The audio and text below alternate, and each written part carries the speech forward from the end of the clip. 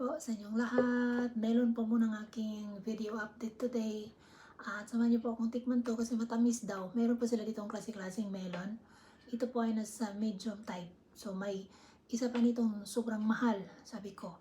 Susubukan ko ulit din yan. Season ngayon ng melon. Kain po tayo sa inyong lahat.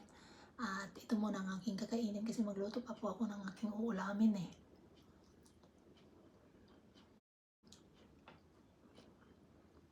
Parang may asukal.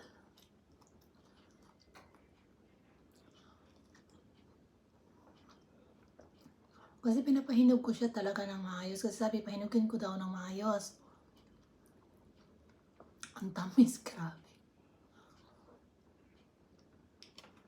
Yung una kong binili kasi sabi ng asawa ko ba, hindi man yan sobrang masarap na type of melon. So siya yung bumili. Tapos sabi niya, meron pang isa niyan.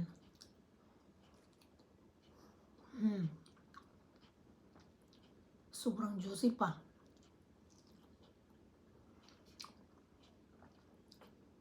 Hindi mo siya mamukbang.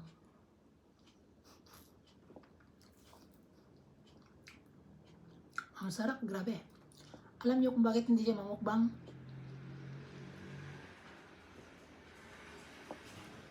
Magka-diabetes kayo nito. Parang may asukal.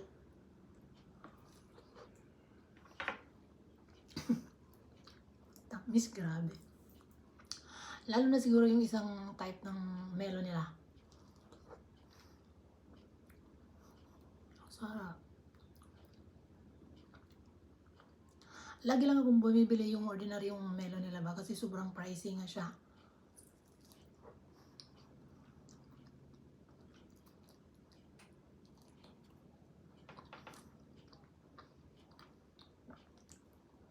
Iba kasi itong Japan talaga eh. Ang sarap. Kaya hindi ka magtataka ba kung made in Japan yung product ba. So, like halimbawa yung prutas nila, tamis.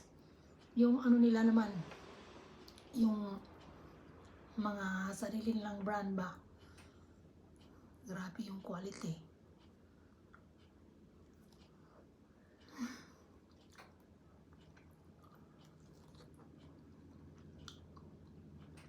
Parang may asukal. Parang daming sugar. Tikman ko yung isang klase nila next time kung maka-afford ako. Kasi nag-down ang presyo ngayon dahil nga season niya. Sarap. Pag hindi season, hindi ako makakabili eh. Nasa 4,000, nasa 3,000. Parang 2,000 sa atin ba yung isa?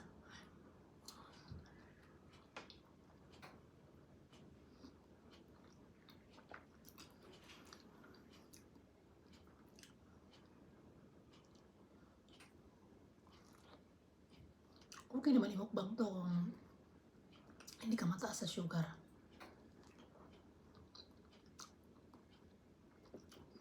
Pero ako kasi limit eh.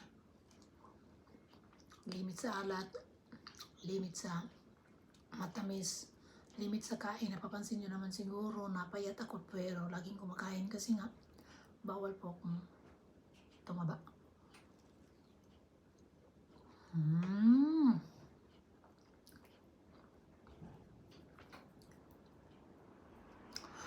Ang sarap, lalo na siguro yung ano nila. Baga matatawag natin yung first class na melon nila. Curious din akong tikman yun.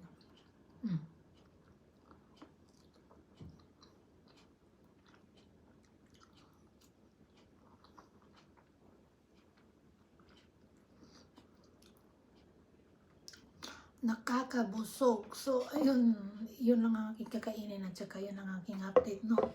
Importante makapag-update po tayo dito sa ating pinasukang career, ang vlogging. So, anyway, dito lang po ako mag-focus sa kain-kain, luto-luto ng konti kaya doon sa labas kasi nga, para hindi na po ako mahirapan dahil sakitin po ang lola nyo. So, ayun, para hindi po ako mabibinat. So, naglalaro-laro po ako sa park kasi nabinat po ako noon. So, ilang araw po na hindi ako mabuti. So, gumagawa po ako ng sarili kong kapaguran. So, I am so fragile talaga. So maraming salamat po sa inyong suporta at panonood, no. Mag-ingat po kayong lahat dyan at sana po ang lahat ay may makakain. At ito po ay napaka-boring na vlog at sana po ay nag-enjoy po kayo. So hanggang dito na lamang, magkita-kits pa rin tayo sa susunod kong mga videos. For now, babush!